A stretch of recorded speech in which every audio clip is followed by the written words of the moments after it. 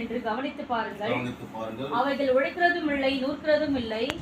என்றாலும் சாலமோன் முதலாய் தன் சர்வ மகிமையிலும் அவைகளில் ஒன்றை போலாகிலும் உடுத்தி இருந்ததில்லை என்று உங்களுக்கு சொல்லுகிறேன்.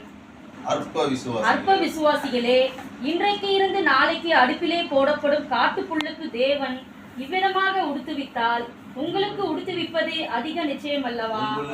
உடுத்துவது அதிக நிச்சயம். 100% வந்து நிச்சயத்தை கொடுக்கும். நீங்க இந்த உயிரற்ற நம்மள போல சுவாசம் உள்ள செடி கொடி மரம் எல்லாத்தையும் கொடுக்குற ஆண்டவர் தெளிவா சொல்றாங்க. நிறைய பேர் இந்த வசனங்களை புரிந்து கொள்வதற்கு இயலாமையில் இருக்காங்க. நிறைய பேர் சத்தியத்தை அறிந்து கொள்ளணும்னா அதுக்கான வாஞ்சனை தான் தெரிஞ்சுக்க முடியும். கத்தை வெளிப்பட்டதான் புரியும். இன்னைக்கு நாம ஒரு சொட்டு தண்ணி தான் குடிச்சிருப்போம் நினைக்கிறேன். அதான் இங்க ஒன்று பேச முடியும். அந்த இருபை இந்த வசனம் சொல்ற மாதிரி நாம எதுக்கு கவலைப்படக்கூடாது. கவலை உங்களுக்குள்ள வருதுன்னா அவிசுவாசம் கூடவே வந்துச்சுன்னா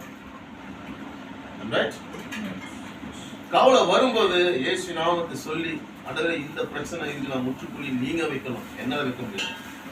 அவர் சொல்றாரு மத்தேயு 11:28 உன் பிரச்சனை எதுவா இருந்தாலும் என்ன பண்ணு, உன் பாரம் எதுவா இருந்தாலும் வருத்தப்பட்டு பாரம் சுமக்குற எல்லாரும் இடத்துல வரணும், நான் உங்களுக்கு இளைப்பாறுதல் சொல்றாரு. உன்கிட்ட பாரம் வச்சுக்காத, என்கிட்ட கொடுத்துருன்றாரு ஆண்டவருடைய கஷ்டமான பாரத்தை நீ உனக்குள்ளே வச்சு கஷ்டப்படாத. சங்கீதம் 55:22 அதான் சொல்றது. என்ன சொல்ற சங்கீதம் 55:22?